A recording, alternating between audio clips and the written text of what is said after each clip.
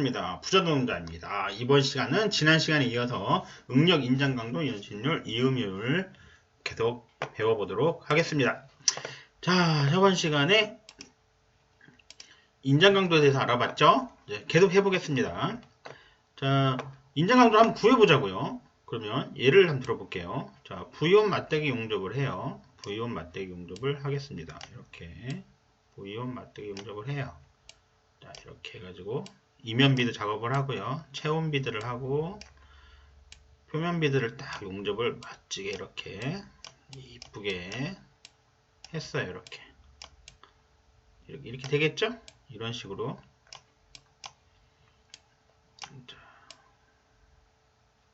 자, 이렇게 두 개의 모재를 실제로 더 길겠죠? 현장에 이렇게 짧게 하는 경우는 없어요. 어쨌든 이렇게 용접을 하는데 이 양쪽에 이쪽에 양쪽에 P라는 힘이 잡아 당기고 있다고 가정을 해보자는 거예요. P라는 힘으로 힘 뭐예요? 힘은 F잖아요. 포스. F는 MA죠? 질량 곱하기 가속도. F 이꼴 MA예요. 자, P라는 힘으로 잡아 당기고 있어요. P라는 힘으로 잡아 당기고 있는데, 그러면 여기 안에 걸리는 응력, 인장 강도. 잡아 당기는 거는 인장이라고 했죠. 누르는 건 압축이고요. 비틀림이고요. 그 다음에 굽히면 이렇게 이걸 잡아당겨서 굽히면 굽힘응력이라고 그래요. 어쨌든 잡아당기는 건 인장이라고 하는데, 인장하면 안에서 버티는 힘이 있을 거 아니에요. 그걸 인장 강도라 했죠. 자, 그럼 인장 강도 시그마는 어떻게 구한다고 했죠? 단면적 A분의 가한 힘 P다. 그러면 이 단면적 어떻게 돼요? 여기서까지 이렇게 단면적이 생기잖아요. 용접을 했으면 이렇게 여기 용접한 부위 말이에요. 이렇게 여기서까지는 높이는 뭐가 되겠어요? 단면적 여기 높이 이거 두께잖아요. 모재 두께가 되겠죠? 아니 높이라고 해도 상관없고요. 두께 곱하기 뭐예요? 여기 용접 길이잖아요. 용접 길이. 또 아니면 뭐 밑변 곱하기 높이라고 하셔도 상관없어요. 그 다음에 분의 가한 힘 P가 되겠죠? 자, 그 다음에 단위는 어떻게 돼요? 힘은 뉴턴 아니면 뭐예요? 킬로그램 포스라고 했잖아요. 킬로그램 포스. 이게 무슨 말인지 보시면 저번 영상 다시 한번 보세요. 다 길이는 어떻게 돼요? 길이는 주어지기 따라 다름이죠. 여기가 만약 미터 1mm 1mm로 줬다. 그러면 밀리미터의 제곱이 되겠죠? 밀리미터의 제곱이 되고, 아니 1cm당 작용하는 힘이다. 그러면 센티미터의 제곱이 될 거고요. 1m다. 그러면 미터의 제곱이 되겠죠? 이렇게 되겠죠? 이걸 응력이라고 그래요. 자, 그러면은 이거를 응력을 실제로 우리가 어떻게 할 수 있을까요? 그러죠. 어떻게 알지? 이게 궁금하잖아요. 그래서 인장시험이라는 걸 해요. 자, 인장시험이라는 게 뭐냐 그러면 또 꼬리를 물죠. 자, 이렇게 해서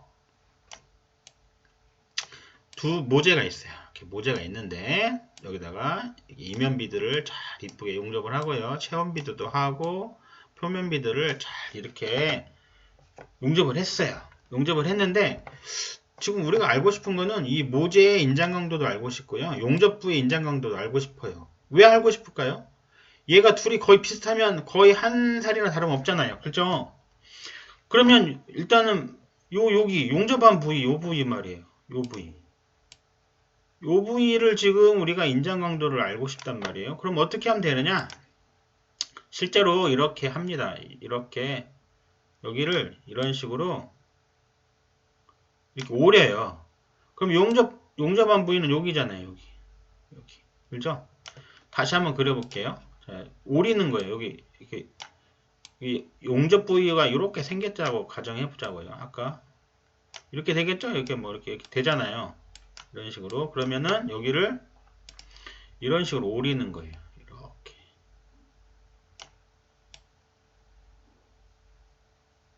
이런 식으로 오래요. 근데 제가 예전에 근무했던 데는 이렇게도 하지만 그냥 네모나게 하는 경우도 있어요. 뭐 용접 인장 시험기에 따라 달라요. 시판을 어떻게 가공하냐는 달라요. 그래서 이렇게 하고 그러면 용접한 부위는 어디서 어디까지예요? 여기서 이렇게 되죠.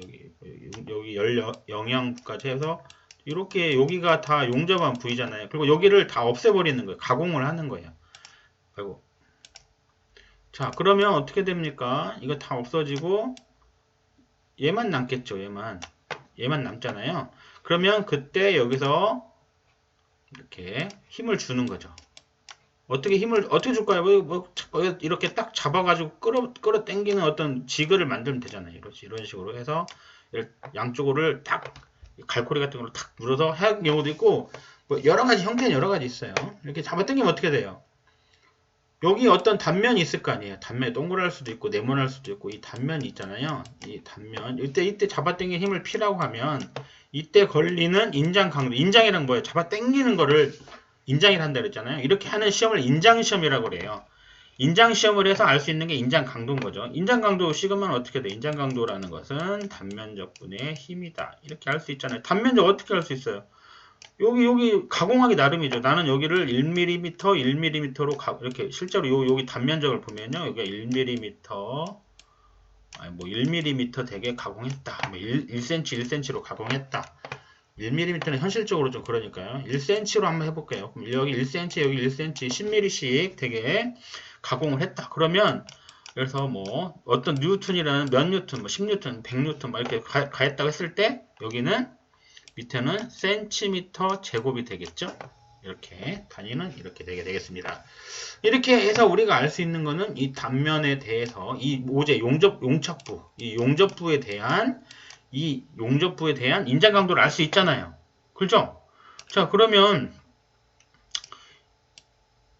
자, 이렇게 V원 맞대기 용접을 하잖아요. V원 맞대기 용접을 해요. 자, 용접을 했으면 이렇게 용접을 하면 이 부분 밥은 인장시험 했잖아요. 인장시험 해서 우리가 뭘 알았어요? 이 용접부의 인장 강도를 알았잖아요. 인장 강도를 알았죠? 또 이 모재를 똑같이 이렇게 오려가지고 여기 모재도 똑같이 이렇게 오리면 되잖아요. 이렇게 오려가지고 얘도 시험을 하면 여기 모재의 인장 강도도 알 수 있잖아요.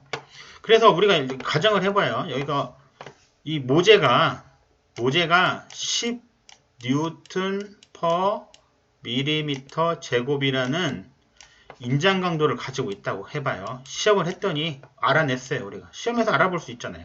근데 용착부가 이 용착부 말이에요. 용착부도 했더니 8 뉴턴 퍼 밀리미터 제곱의 인장 강도를 가지고 있다. 이걸 우리가 알아냈어요. 자, 그러면 이 모재보다 얘가 용접부가 튼튼한 거예요? 아니죠. 튼튼하지 않잖아요. 그래서 이게 모재보다 용접부가 더 튼튼하냐 안 튼튼하냐를 하는 것을 이음 효율이라고 합니다. 이음 효율. 얼마나 잘 이어졌냐 이거죠. 이음 효율은 용접부의 이음 효율이에요. 모재의 인장 강도. 모재가 인장 강도 얼마예요? 10N/ml 제곱이 예를 든 거예요. 모재 인장 강도 분의 여기 용접부의 인장 강도 곱하기 100 하면 이걸 용접부의 이음 효율이다. 이렇게 말할 수 있는 거죠. 자, 그럼 지금 현재 이 상태에서 용접 효율은 얼마가 되겠어요? 10분의 8 곱하기 100%죠. 항상 비율이니까 퍼센트예요. 이거는 80%가 되겠죠. 그러니까 이 원래 그냥 모재만 이렇게 모재를 원래 한 살이었던 거에 비해서 한 80% 정도 이어졌구나. 거의 80% 정도 모재랑 거의 똑같은 상태구나. 이렇게 알 수가 있는 거죠.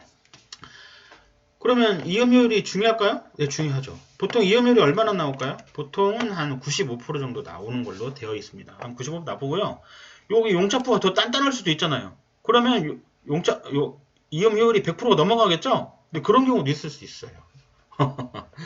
자, 이음 효율을 알아봤고요. 자, 그 다음 우리 인장 강도도 알아봤죠? 인장 강도는 단면적분의 힘이다. 구하는 거 알아봤고요. 자, 여기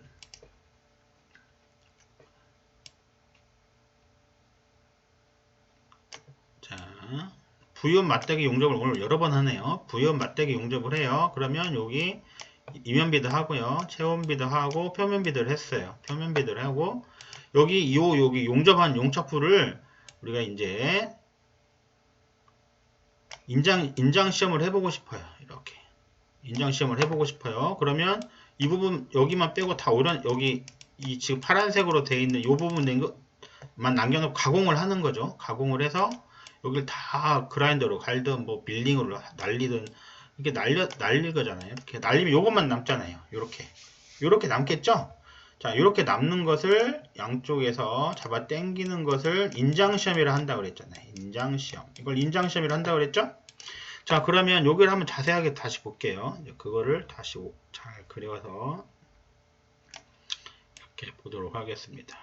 이런 형태가 되겠죠. 물론 이게 네모나게 하는 경우도 있고 뭐 기계마다 달라요. 그런데 자, 인장 시험을 할 때요. 여기 P라는 힘으로 잡아 당긴다고 그랬죠.